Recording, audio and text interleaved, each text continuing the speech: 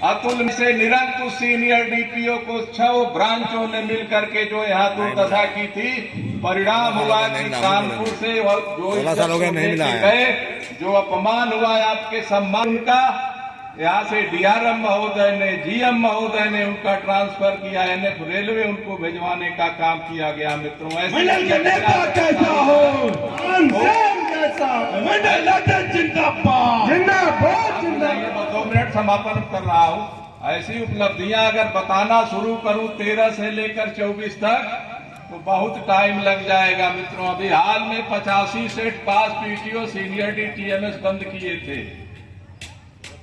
परिणाम आपके सामने, 1 हफ्ता चेंबर में नहीं बैठ पाए, डीआरएम महोदय का हस्तक्षेप हुआ, सारा पनिशमेंट उनका खत्म होगा, रामवत जी का ऑर्डर भी आ गया है।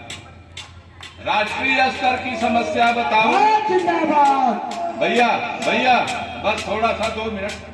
राष्ट्रीय स्तर की समस्या बताऊं, लाल झंडे वाले महामंत्री जी अपने उद्बोधन में अब बोलना शुरू कर दिए हैं कि जो मेरे विरुद्ध व्हाट्सएप फेसबुक भाषण अगर देना बंद नहीं करेगा तो चुनाव के बाद मैं उसके ऊपर मानहानि का दावा करूंगा। कहना यह है कि पूरे भारतीय रेल का एक एक कर्मचारी, यहां तक कि उनके कैडर के भी कर्मचारी उनको कोस रहे हैं। जो अंधभक्त कहे जाते हैं वो भी अलग हो रहे हैं, तो उनकी आलोचना कर रहे हैं। कहना यह है कि किसके किसके ऊपर आप मानहानि का दावा करोगे, किसके ऊपर आप कोर्ट केस करोगे। ये नौबत क्यों आई, सोचने की बात उनको ये है। कर्मचारियों ने आपको लाठी दिया था, उस लाठी से अपनी सुरक्षा कवच के रूप में दिया था। आपने उस लाठी को भारत सरकार के पास गिरवी रख दिया है। क्या मजबूरी है, क्या बेबसी आपकी है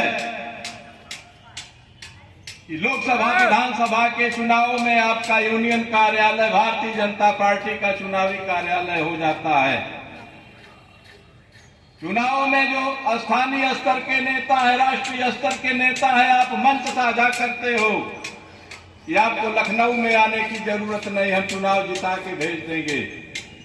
और जब आपके बीच में आते हैं तो बोलते हैं कि ये भारत सरकार, जो भारतीय जनता पार्टी की मौजूद सरकार है, ये रेल विरोधी है, मजदूर विरोधी है, निजीकरण रेल का कर रहे। मित्रों, ये दोहरी नीति रखने वाले लोग हैं, इनके पास साहस नहीं है, ये ब्लैकमेल हो रहे हैं अपने काले कारनामों के कारण। इनको भय सता रहा है सरकार के विरोध में खड़ा होने और बोलने का। ये पुरानी बातें आपके बीच में करेंगे।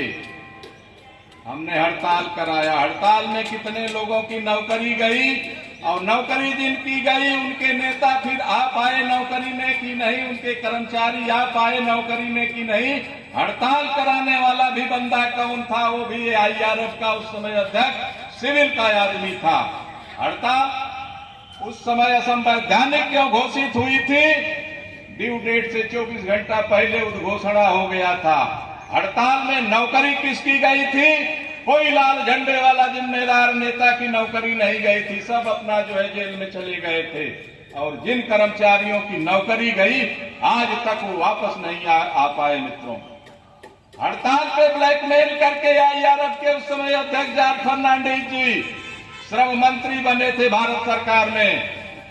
उसके बाद रेल मंत्री भी बने थे, जो रेल से बाहर हुआ था हड़ताल का कर्मचारी, उसे उम्मीद थी कि रेल मंत्री बन जाने के बाद हम नौकरी पे आ जाएंगे, लेकिन मित्रों वो भी नहीं आ पाए।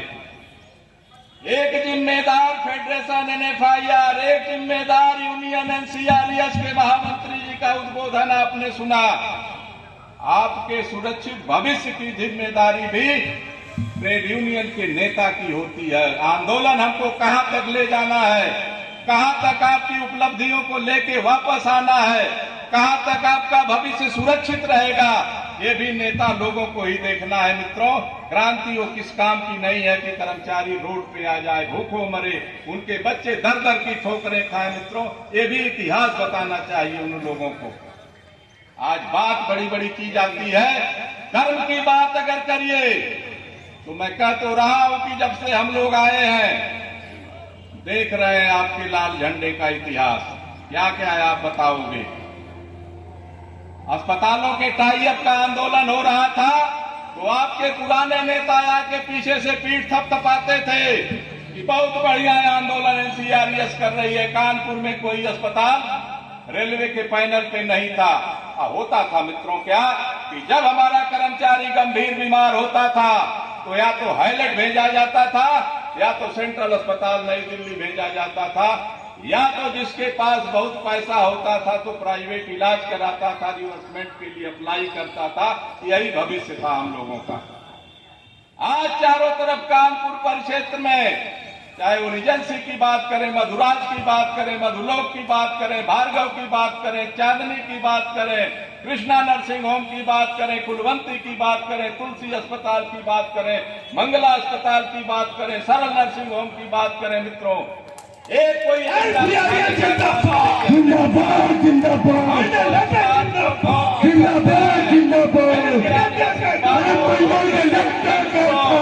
एनसीआरएस ने काम किया है, एनसीआरएस ने आपके अधिकार के लिए काम किया है, सम्मान के लिए काम किया है, आपके प्रमोशन के लिए आंदोलन किया है।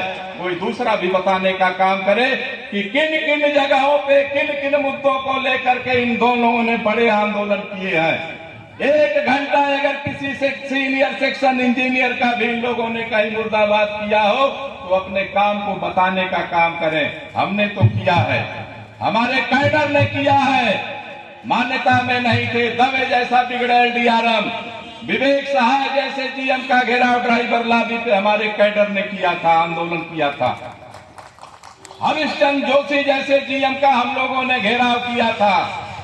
और अभी गोविंद रंजन जी यहाँ पे मंडल उपाध्यक्ष हैं, जब ब्रांच सेक्रेटरी थे तो पावर सीनियरिटी के विरोध में 21 दिन आंदोलन इसी सीटीएम के परिसर में चला था। तमाम नोटिसें मिली, परिसर उनका गंदा हो रहा था। राजीव चौधरी जैसे यहाँ पे जीएम आए थे, उनके सैलून के सामने मुर्दाबाद अगर किसी ने किया। अमिताभ जी जैसे डीआरएम थे, उनके सैलून के सामने अगर किसी ने मुर्दाबाद किया तो तिरंगे वाला लाल झंडे वाला नहीं था, ये तिरंगे वाला ने किया है, एनसीआरएस ने किया है। कोई बात करे तो काम की बात करे। आज बात हो रही है जातिवाद, क्षेत्रवाद। मैं उस पर भी अगर बात करूं मित्रों तो जिन जाति पात की वो बात कर रहे हैं उन जाति से संबंधित सैकड़ों कर्मचारी साथी एनसीआरएस एफआईआर का झंडा लेके आगे आगे चल रहे हैं, नेतृत्व कर रहे हैं मित्रों। उनके लिए मैं तो कहता हूं कि जो एनसीआरएस का चाहे वर्तमान हो, चाहे भूतकाल हो, चाहे भविष्यकाल हो, संघर्ष होगा। कहना यही आप लोगों से है कि संघर्षों के साए में इतिहास हमारा बनता है। जिस ओर जवानी चलती है उस ओर जमाना चलता है। तो मित्रों, जमाना आज लाल झंडे का नहीं है, तिरंगे का है। उस बार आपने मर्सी कर दिया था, अब की कोई मर्सी मत करिएगा। उन लोगों के लिए भी कहना चाहता हूं कि युद्ध नहीं जिनके जीवन में, वो भी बड़े अभागे होंगे। या तो प्रण को तोड़ा होगा या तो रण से भागे होंगे। मित्रों, रण से भागने वाले लोग हैं, रण छोड़ लोग हैं मित्रों। 4-5 तारीख को आप लोग अपना बहुमूल्य वोट दे करके, वोट की चोट करके इनको मान्यता से बाहर करिए। महामंत्री जी उपस्थित हैं, अपना निवेदन इन्होंने किया। कानपुर परिक्षेत्र हो, प्रयागराज की धरती हो या प्रयागराज जोन में झांसी आगरा की बात हो, लाइनों पे जाने के बाद हम लोग भी घूमे हैं। पहला सवाल हो रहा है लोगों का कि लाल झंडे वाले तो नहीं है। तो भैया लाल क्या है, बोले उन्होंने हमारा भविष्य चौपट कर दिया। तो स्थिति आपके सामने है मित्रों, स्थिति आपके सामने है। सिंगल यूनियन के रूप में एनसीआरएस एफआईआर को लाइए, न अपने अधिकार से, न अपनी जवाबदेही से, न अपनी